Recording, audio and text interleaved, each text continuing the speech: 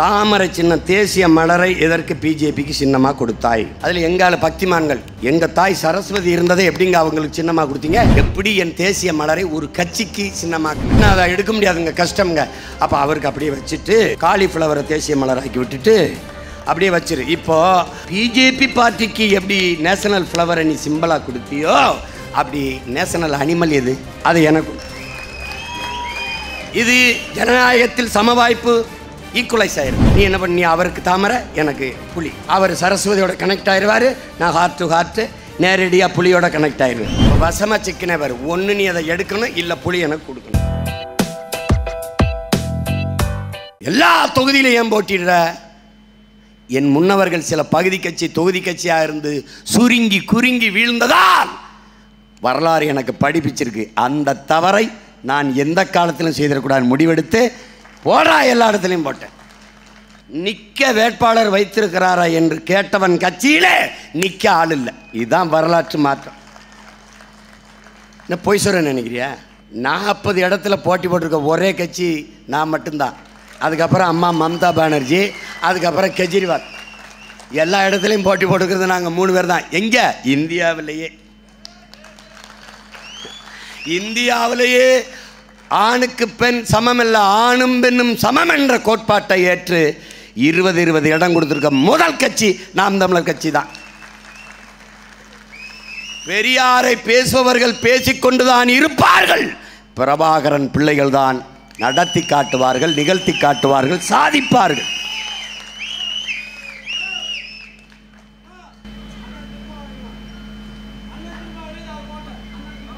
சரி சரி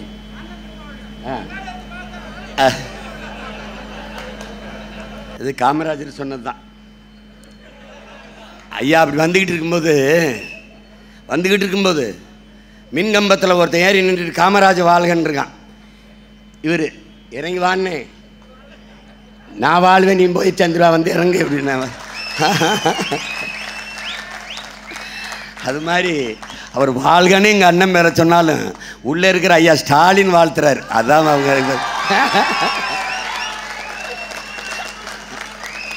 அது ஐயா ஒரு தடவை பெருந்தலைவர் வந்து நம்ம தாத்தா காமராஜ் இப்படி மேடையில் பேசி இருந்துக்கிறார். ஒருத்தன் கூட பேசிட்டே வந்துட்டு இருந்திருக்கான்.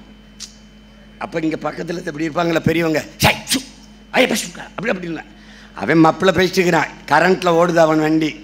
இவர் பெரியவர், ஐயா சும்மா இருன்னே, அவனா பேசுகிறான், பாவம் உள்ளே இருக்க கருணாநிதி பேசுகிறான்னு. அதான் அப்போ தான் அவர் டாஸ்மார்க்கை திறந்து வச்ச காலம். இப்போ அவராக வாழ்த்திட்டு போகிறாரு, உள்ளே இருக்கிற ஆஃப் கரண்ட்டு பேசிட்டு போகுது. வீடு அந்த வழியில் எங்கள் அண்ணனையாவது வாழ சொல்கிறானே. ஏப்பா நான் ஒரு சோறு விளம்பரம் பார்த்தப்பா, வாழ்க்கையிலே நான் இந்த வேலையை விட்டு போயிடலாம்னு நினச்சப்பா. உதயசூரியன் சின்னத்தை வரைஞ்சிப்பா, 110 ரூபாய்க்கு குவார்ட்ரு விற்ற கட்சி உங்களுக்கு. ஏய் சிரிக்காத உண்மையிலே எழுதி வச்சிருக்கான் சோகத்தில். 110 ரூபாய்க்கு ஒரு குவார்ட்ரு கொடுத்த கட்சி, அதன் சின்னம் உதயசூரியன் எழுதி வச்சிருக்காங்க. என்ன இவங்க நீங்கள் சிரிக்கிற? கல்யாணத்தில் நம்மெல்லாம் தேங்காய் பழம் கொடுத்து விடுவோம்ல, சிரிக்காத. மண்டபத்து வாசலில் என்ன பண்ணுவேன், ஒரு பையில் தேங்காய் வாழைப்பழம் வெத்தலை தானே கொடுத்து விடுவோம். நம்பி நீ நம்புறியோ இல்லையோ வலைவெளியில் இருக்கு பாரு, ஒரு குவார்ட்டர் உள்ள தள்ளி விட்டு இருக்குல்ல, எப்படி வந்திருக்கு பார்த்தீங்களா? இவங்க பேசுகிறது எப்படி பேசுவாங்க தெரியும்? நம்மளை நாங்கள் தான் படிக்க வச்சோம், கொண்டே வருவேன். படிக்க வைத்தவன் என் தாத்தன் காமராஜ். இந்த மண்ணின் பிள்ளைகளை குடிக்க வைத்தவர்கள் நீங்கள். தெருவுக்கு 2 படிப்பகம் திறந்தால் அறிவார்ந்த சமூகமாக தமிழ் சமூகம் வந்திருக்கும். ஆனால் தெருவுக்கு 2 குடிப்பகத்தை திறந்து சிந்திக்கிற திறனற்ற உடல் ஆற்றலற்ற குடி நோயாளிகளாக மாற்றி நிறுத்தியதால் திருப்பூர் முதலாளி சொல்கிறான், உங்கால வேலைக்கு சேர்த்தால் சிமான் 2 நாள் சம்பளம் நாங்கள் தினம் கூலி கொடுத்துருவோம். 500 வாங்கிட்டு போகிறான். 4 நாள் தொடர்ச்சியாக வேலைக்கு வரான். அடுத்த 2-3 நாள் பிடிச்சிட்டு படுத்துடுறான். நாங்கள் என்ன பண்ணுறதுன்னு கேட்குற. அப்படி இந்த கேள்வியில் இருக்கிற யதார்த்தத்தை, உண்மையை நம்ம புரிஞ்சுக்கணும். ஆனால் வடநாட்டவன் என்ன பண்ணுறான்? வட இந்தியன் என்ன பண்ணுறான்? கடுமையாக உழைக்கிறான். சனி ஞாயிறு வீட்டில் இருக்கிறான். அந்த நேரம் அவன் குடிக்கிறான், குடிக்கல, அது பிரச்சனை இல்லை. வேலையை அவன் இழக்க செய்கிறது, இழப்பு ஏற்படுத்துறது இல்லை.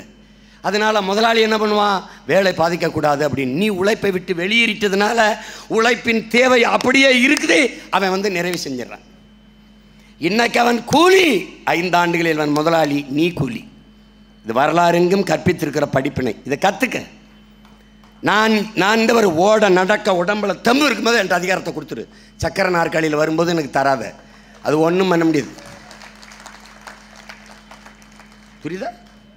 19 வயசில் என் தங்கச்சி ஒருத்தி தாலி எடுத்துட்டாங்க ராமேஸ்வரத்தில். அப்போ கட்சி ஆரம்பிச்ச புதுசாக நான் ஜெயிலுக்கு இதுக்குமா போயிட்டு வந்துக்கிட்டு இருந்தேன். அந்த நேரத்தில் இறந்து போயிட்டாங்கன்னு இந்த மீனை வீட்டுக்கு போனேன். எல்லோரும் அழுதுகிட்டு இருந்தாங்க. அவள் அங்கே மூலையில் உட்காந்து அழுதுகிட்டு இருந்தவ அவள் அத்தனை பேர் இருக்காங்களா ஆம்பளை, என்னை சட்டையை பிடிச்சிக்கிட்டுங்க, இப்படி இழுத்துக்கிட்டுங்க பலார்னு அரைகிறாங்க. அரைஞ்சு என்ன கேட்குறான், உன் தங்கச்சி தாலி எடுத்துகிட்டு இருக்கிறத பார்க்க வந்தியான்னு கேட்குறான். நான் எத்தனை வருஷாச்சு இன்னும் மறக்காமல் இருக்கேன் பாருங்கள். எப்படி மறப்பேன்? அப்போ எவ்வளோ வன்மை எனக்கு இருக்கேன். நான் முதலமைச்சராகிறது என் ஆத்தாக்கு பத்தா, என் பெரியம்மா சின்னம்மா என் தங்கச்சி தாலி எடுத்துகிட்டு இருக்கிறதாடா, அதுக்காக வந்துடுவேன்னு நினைக்கிறேன். இங்கே வரு, தாலி அறுக்க வச்சவன் தலை இல்லாமல் செய்கிறதுண்டா பிரபாகரம் மகன் இந்த நிலத்துக்கு வர்றேன். அதிகாரத்துக்கு வரணும் சும்மா அப்படியே அப்படி ஆள் கொஞ்சம் பொண்டாட்டி பிள்ளைகளுக்கெல்லாம் பதவி வாங்கி கொடுத்தா அப்படியே பங்களா கட்டி வாழ வைக்கிறதுக்குல்ல ராஜா. அதுக்கு வந்தவன் நினைச்சிடாது நீனு. நான் நெய்தல் படம் அமைப்பேன். இவர் நெய்தல் படம் எப்படி அமைப்பேன்? போலீஸை நீ எப்படி ஆள் எடுக்கிற அப்படி தான் நான் எடுப்பேன். தம்பி, போலீஸ் இருக்கு நாட்டை பாதுகாக்க, நீ நம்புற, அப்புறம் எதுக்கு வீட்டில் ஒரு வாயில் காவலன் செக்யூரிட்டி போடுற, எதுக்கு வாட்ச்மேன் போடுற? அப்படி தான் நீ கோஸ்ட் கார்டு போட்ட, அது வேஸ்ட் கார்டு ஆயிடுச்சு, அதனால் போடுறான்டா நான் நெய்தல் படை நான் கட்டுறேன். ஆகச்சிறந்த பயிற்சி. தம்பி அண்ணாமலைகிட்ட கூட சொன்னேன், தம்பி நீ எடுத்துருக்கிறது வெறும் போலீஸ் ட்ரைனிங், நான் எடுத்துக்கிறது போராளி ட்ரைனிங், ரெண்டுக்கு வா மோதி பார்ப்போம் வா. நீ ரொம்ப சாதாரண என் முன்னாடி ஒன்று, உனக்கு பிரதமர் ஓட்டு கட்டு வருவார், ஹோம் மினிஸ்டர் வருவார், ஃபினான்ஸ் மினிஸ்டர் வருவார், எனக்கு எல்லாமே நான் தான்.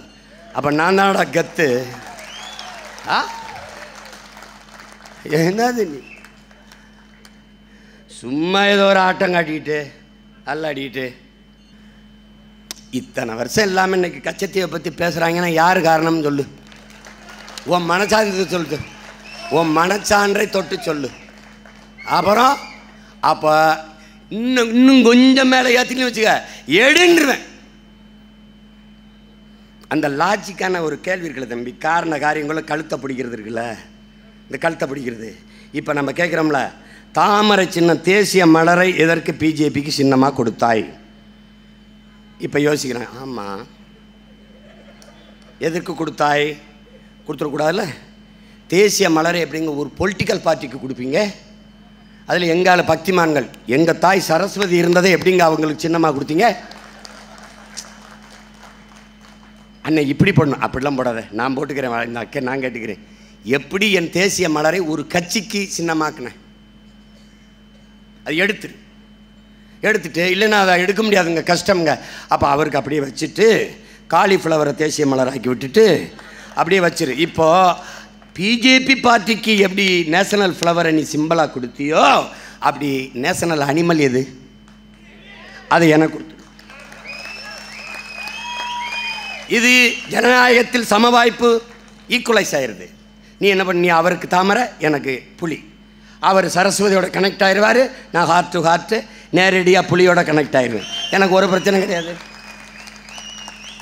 2 பேர் தாட்டுக்கு ஒத்து போது பாருங்கள். நீங்கள் சரஸ்வதிக்கிட்டே இருங்க, நான் என்னுடைய கோட்பாட்டோடு நான் இணைஞ்சிக்கிறேன். That's all your honour. இப்போ வசமாக சிக்கனே பாரு, ஒன்று நீ அதை எடுக்கணும், இல்லை புலி எனக்கு கொடுக்கணும். எப்படி போடுவேன் சண்டை?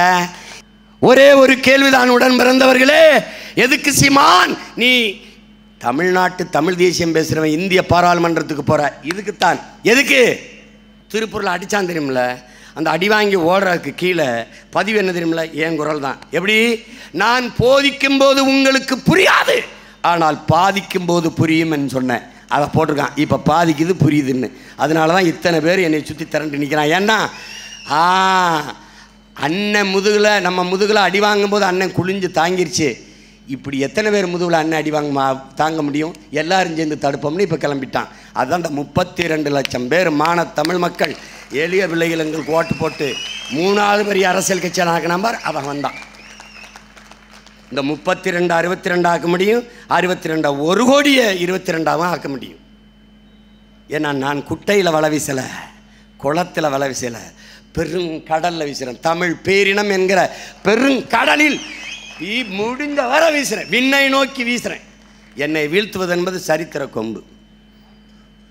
என்னை கொன்று ஒழித்தாலே ஒழிய நான் வென்று முடிப்பதை எந்த கொம்பனாலும் தடுக்க முடியாது. நீ 1000 கோடியை கொட்டு, 5000 கோடியை கொட்டு, வாங்கிக்கிட்டு எனக்கு தான் போடுவான் ஓட்டு. எப்படி